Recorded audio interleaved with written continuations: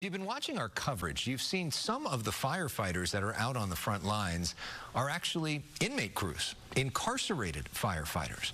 Hasan Piker is one of the top streamers on Twitch. He's actually streaming live on Twitch right now. Hello to his streaming audience. He is also a progressive pundit, and he's spent time, went out, and met some of these incarcerated firefighters, streamed live with them, and learned a lot from talking to them. Hasan, good to see you. Welcome. It's good to be back, Alex. Thank you for having me. Talk to us about what you learned meeting these firefighters. Yeah, so approximately at any given moment when there's wildfires happening in wildfire season in California, there's around 30% of the people fighting those wildfires are incarcerated firefighters.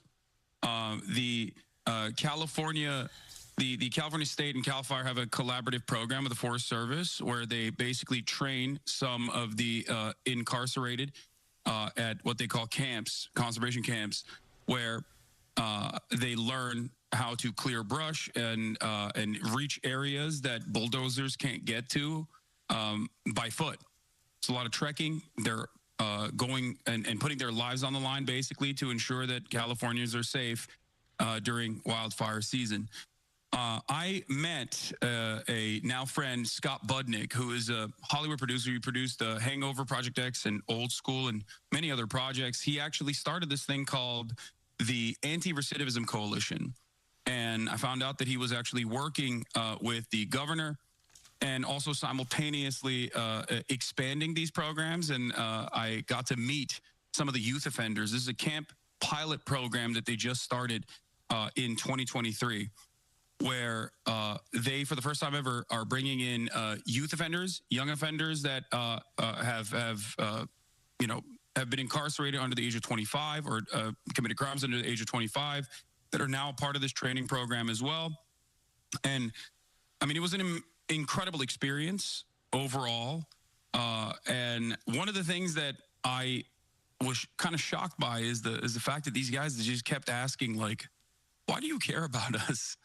Why are you here? Like they were shocked at this level of attention. Because they don't have access to the news as readily available, so they're not exactly aware that like there are a lot of people in the civilian population that's talking about these guys right now.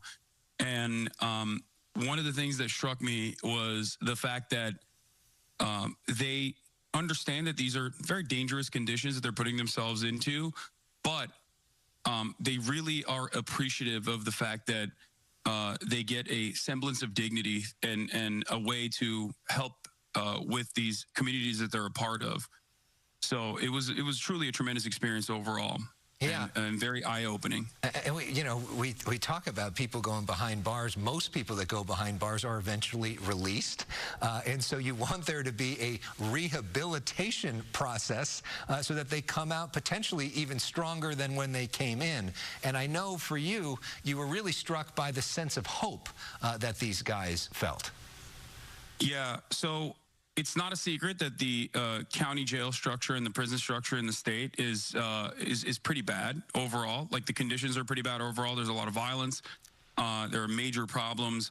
And from what I understand, aside from the fact that being able to volunteer for these programs allow these inmates to shave off some of their very long sentences, it also gives them an opportunity to train and potentially an opportunity for gainful employment after they're out, after they're released.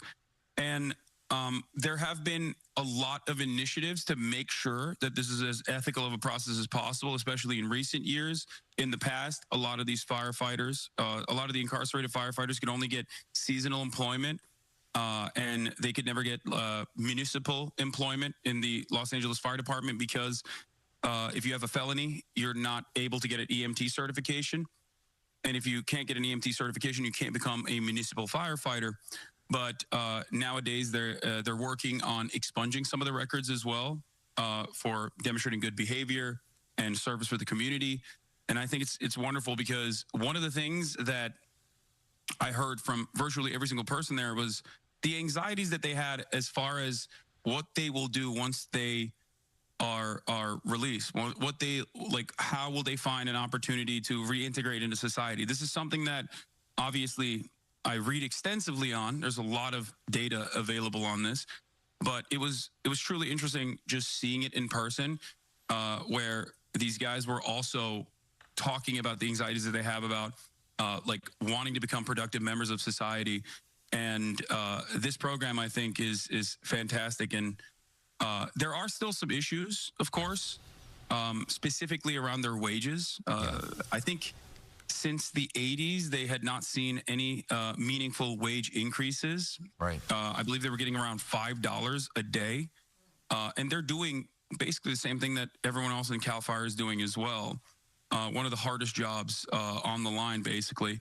And now that wage has been increased to $24 a day, and I feel like it's a wonderful opportunity for reintegration. It's a wonderful opportunity for rehabilitation, and the conditions of the camps are significantly better overall than the conditions of the prisons. But having said that, I think that there's still room to grow. Yeah. This program could grow as well, and hopefully their wages can be fair in terms of adequate compensation. Sure.